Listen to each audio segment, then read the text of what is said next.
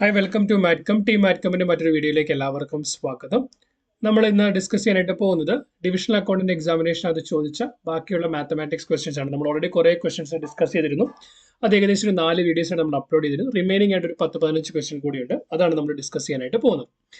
ചോദ്യം ഇങ്ങനെയാണ്: the minimum and maximum value of 6 sin x cos x plus 4 cos 2x is. നമുക്ക് തന്നിരിക്കുന്ന function f of x എന്ന് പറയുന്നത് 6 sin x cos x plus 4 cos 2x ആണ്.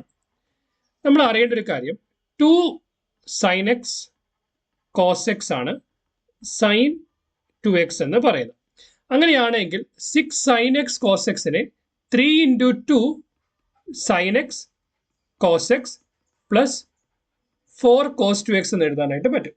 4 cos 2x എന്ന് എഴുതാനായിട്ട് പറ്റും. 2 cos x sin x എന്ന് പറഞ്ഞാൽ 3 into sin 2x plus 4 cos 2x. ഇപ്പൊ എഫ് ഓഫ് എക്സ് എന്ന് പറയുന്നത് നമുക്ക് എന്തെന്ന് കിട്ടി? 3 sin 2x plus 4 cos 2x എന്ന് കിട്ടി. 4 cos 2x എന്ന് കിട്ടി. ഇവിടെ നമ്മൾ അറിയേണ്ട ഒരു കാര്യം, ഇപ്പൊ ഏതെങ്കിലും ഒരു ഫംഗ്ഷന്റെ value a sin x plus b cos x ഫോമിലാണെങ്കിൽ, a sin x plus b cos x ഫോമിലാണെങ്കിൽ അതിന്റെ മാക്സിമം വാല്യൂ എന്ന് പറയുന്നത് square root of a square plus b സ്ക്വയറും മിനിമം വാല്യൂ എന്ന് പറയുന്നത് സ്ക്വയർ നെഗറ്റീവ് മിനിമം വാല്യൂ എന്ന് പറയുന്നത് negative of a square plus b സ്ക്വയറും ആയിരിക്കും. മിനിമം വാല്യൂ എന്ന് പറയുന്നത് square root of a square minus b സ്ക്വയറും ആയിരിക്കും. അങ്ങനെയാണ് എങ്കിൽ 3 sin 2x plus 4 cos 2x എയുടെ വാല്യൂ 3യും ബിയുടെ വാല്യൂ 4ഉം ആയതുകൊണ്ട് square root of a square plus b square എന്ന് പറയുന്നത് square root of 3 square plus 4 square, that is 9 plus 16 equal to root 25, that is equal to 5. Correct? അതിന് negative എടുത്താൽ എന്ത് കിട്ടും? -5. സോ മാക്സിമം വാല്യൂ എന്ന് പറയുന്നത് 5ഉം മിനിമം വാല്യൂ എന്ന് പറയുന്നത് -5ഉം ആയിരിക്കും. മാക്സിമം വാല്യൂ എന്ന് പറയുന്നത് 5ഉം മിനിമം വാല്യൂ എന്ന് പറയുന്നത് -5ഉം ആയിരിക്കും. ക്ലിയർ? അടുത്ത ചോദ്യം: which among the following statement is not true? ഒന്ന്, diagonals of a parallelogram bisect each other. C, നമ്മളിപ്പോൾ ഒരു പാരലോഗ്രാം കൺസിഡർ ചെയ്താൽ ആ പാരലോഗ്രാമിന്റെ ഡയഗണൽസ് എടുത്താൽ diagonals bisect each other. C, correct ആണ്. ഡയഗണൽസ് ഈക്വൽ ആയിട്ട് ഡിവൈഡ് ചെയ്ത് they are getting bisect each other. കറക്റ്റാ? ഫൈൻ. ദെൻ നമ്മൾ clear, the diagonals are bisecting each other. Then the diagonals of a rhombus bisect each other at right angle. റോംബസിന്റെ പ്രത്യേകത എന്താ? Rhombus എന്ന് പറഞ്ഞാൽ 4 വശങ്ങളും ഈക്വൽ ആയിട്ടുള്ള 4 വശങ്ങൾ ഈക്വലും ഓപ്പോസിറ്റ് ആംഗിൾ ഈക്വൽ ആയിട്ടുള്ള ഒരു ക്വാഡ്രിലാറ്ററൽ ആണ് റോംബസ് എന്ന് പറയുന്നത്. അപ്പൊ റോംബസിന്റെ ഡയഗണൽസ് എടുത്ത് എന്ത് കിട്ടും? Diagonals bisect each other. Bisect ചെയ്യുന്ന ആംഗിൾ എത്രയാണ്? 90 ഡിഗ്രി ആയിരിക്കും. So they are bisecting at 90 degree right angle. രണ്ടാമത്തെ സ്റ്റേറ്റ്മെന്റും ശരിയാണ്. 3, a quadrilateral is a parallelogram if the opposite sides are equal. For example, ഒരു ക്വാഡ്രിലാറ്ററലിന്റെ ഓപ്പോസിറ്റ്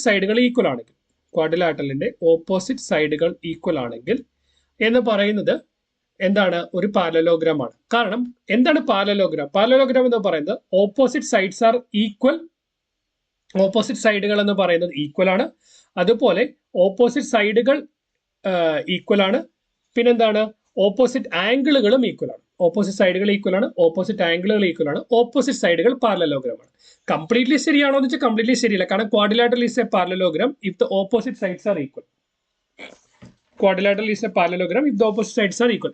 ഓപ്പോസിറ്റ് സൈഡുകൾ ഈക്വൽ ആയതുകൊണ്ട് മാത്രം അതെന്താന്ന് പറയാൻ പറ്റില്ല, അതൊരു പാരലോഗ്രാം ആണെന്ന് പറയാൻ പറ്റില്ല. പക്ഷേ ഓപ്പോസിറ്റ് പാരലോഗ്രാമിനെ സംബന്ധിച്ചിടത്തോളം ഓപ്പോസിറ്റ് സൈഡുകൾ ഈക്വൽ ആണ്. ഓപ്പോസിറ്റ് ഇവിടെ അതിനകത്ത് പ്രത്യേകത എന്താണെന്ന് വെച്ചാൽ ഓപ്പോസിറ്റ് സൈഡുകൾ ഈക്വൽ ആകുമ്പോൾ ഓട്ടോമാറ്റിക്കലി എന്ത് സംഭവിക്കും? ഓപ്പോസിറ്റ് ആംഗിളുകളും ഈക്വൽ ആകും. അതുകൊണ്ട് ആ സ്റ്റേറ്റ്മെന്റ് ശരിയാണ്. നമുക്ക് ഡിഫൈൻ ചെയ്യാം. ഓപ്പോസിറ്റ് സൈഡുകൾ ഈക്വൽ ആകുമ്പോൾ ഓപ്പോസിറ്റ് ആംഗിളുകളും ഈക്വൽ ആവും. സോ ഓട്ടോമാറ്റിക്കലി ആ ക്വാഡ്രിലാറ്റർ ഒരു പാരലോഗ്രാം ആവുന്നു. Next one, a quadrilateral will be a parallelogram if the diagonal bisect each other. Diagonal bisect ചെയ്യുന്നുണ്ട്, but they are not strictly to be bisect at right angle. അതായത് right angle വേണമെങ്കിലും bisect ചെയ്യാം, പക്ഷെ right ആംഗിളിൽ തന്നെ bisect ചെയ്യണമെന്ന് നമുക്ക് നിർബന്ധമില്ല. കറക്റ്റാ? അതായത് നമ്മൾ ഇത് ബൈസെക്ട് ചെയ്യുമ്പോൾ അവിടെ ഫോം ചെയ്യുന്ന ആംഗിൾ 90 ഡിഗ്രി ആവണമെന്ന് നിർബന്ധമില്ല. സോ അതുകൊണ്ട് സ്റ്റേറ്റ്മെന്റ് 4 എന്ന് പറയുന്നത് തെറ്റാണ്. സോ ഇവിടുത്തെ കറക്റ്റ് ആൻസർ എന്ന് പറയുന്നത് ഓപ്ഷൻ ഡി ആയിരിക്കും. അടുത്ത ചോദ്യം: A B C and B D are equilateral triangle. ഇപ്പൊ എ ബി സി എന്ന് പറയുന്ന നമുക്കൊരു ഇക്വിലാറ്ററൽ ട്രയാങ്കിൾ ഉണ്ട്. എ ബി സി ഈ എ ബി സി എന്ന് പറയുന്ന equilateral such that D is the mid point of B C. D എന്ന് പറയുന്ന ഒരു മിഡ് പോയിന്റ് ആണ്. രണ്ടും ഇക്വലാറ്റർ ട്രയാങ്കിൾ ആണെങ്കിൽ ബി ഡി ഇ എന്ന് പറയുന്ന പോയിന്റ് ഇവിടെ മാത്രമേ വരാൻ പറ്റുള്ളൂ. ഡി എന്ന് പറയുന്ന പോയിന്റ് ഇവിടെ അല്ലാതെ വേറെ എവിടെ വന്നാലും അതൊരു ഇക്വലാറ്റർ ട്രയാങ്കിൾ ആവത്തില്ല. ക്ലിയറാ? ഫൈൻ, ക്ലിയറാ? അല്ലെങ്കിൽ ഒരു പോസിബിലിറ്റി എന്ന് പറയുന്നത് ഇ എന്ന് പറയുന്ന പോയിന്റ് അങ്ങനെ വന്നാലും പറ്റത്തില്ല. കറക്റ്റ്. ഇ എന്ന് പറയുന്ന പോയിന്റ് ഇവിടെ മാത്രമേ വരാനായിട്ട് പറ്റത്തുള്ളൂ. ഇതാണ്. ഇവിടെ നമ്മൾ നോക്കിക്കേ, ഈ ഒരു ഫിഗറിനെ നമ്മൾ കംപ്ലീറ്റ് ചെയ്യുവാണെങ്കിൽ നമുക്കിവിടെ കാണുമ്പോൾ തന്നെ മനസ്സിലാവും ബി ഡി ഇ എന്ന് പറയുന്നത് എ ബി സി എന്ന് പറയുന്ന വലിയ ട്രയാങ്കിളിന്റെ 4/1. എ ബി സി എന്ന് പറയുന്ന ട്രയാങ്കിളിന് 4/1 ബി ഡി ഇ എന്ന് പറയുന്നത്. അപ്പൊ ratio of area of A B C to B D E എന്ന് പറയുന്നത് വരും ബി ഡി യുടെ 4 മടങ്ങായിരിക്കും എ ബി സി. റേഷ്യോ എന്ത് വരും? 4:1 എന്നായിരിക്കും വരിക. ഓപ്ഷൻ സി ആണ് അവിടുത്തെ ആൻസർ ആയിട്ട് വരിക. ക്ലിയർ? അടുത്ത ചോദ്യം, the least number of square tile required to pave a floor of room 15 meter 17 centimeter long and 9 meter 2 centimeter broad. അപ്പം നമുക്ക് ഇങ്ങനെ തന്നിരിക്കുമ്പോൾ നമുക്ക് അതിനകത്ത് എല്ലാത്തിനെയും നമ്മൾ സെന്റിമീറ്ററിലേക്ക് മാറ്റിയ ലെന്ത് 15 മീറ്ററും 17 സെന്റിമീറ്റർ എന്ന് പറയുമ്പോൾ അതിന്റെ ടോട്ടൽ ലെന്ത് എന്ന് പറയുന്നത് 15 metre means 1500 centimetre, 17 centimetre mean 1517 centimetre. 1517 centimetre. ഇപ്പോൾ തന്നിരിക്കുന്നത് എന്താ? 9 metre and 2 centimetre broad. 9 metre എന്ന് പറയുമ്പോൾ 900 പ്ലസ് 2 സെന്റിമീറ്റർ എന്ന് പറയുമ്പോൾ 902 സെന്റിമീറ്റർ. 902 സെന്റിമീറ്റർ.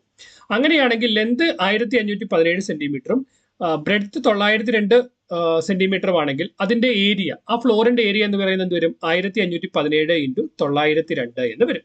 അതായിരിക്കും ആ ഫ്ലോറിന്റെ ഏരിയ എന്ന് പറയുന്നത്. നമുക്കിവിടെ സ്ക്വയർ ടൈലാണ് നമ്മൾ പേവ് ചെയ്യേണ്ടത് ഈ ഫ്ലോറിനകത്ത്. അപ്പൊ നമുക്ക് ടൈല് മുറിക്കാനൊന്നും വെട്ടിക്കാനും പറ്റില്ല. സ്ക്വയർ ടൈല് പേവ് ചെയ്യണം.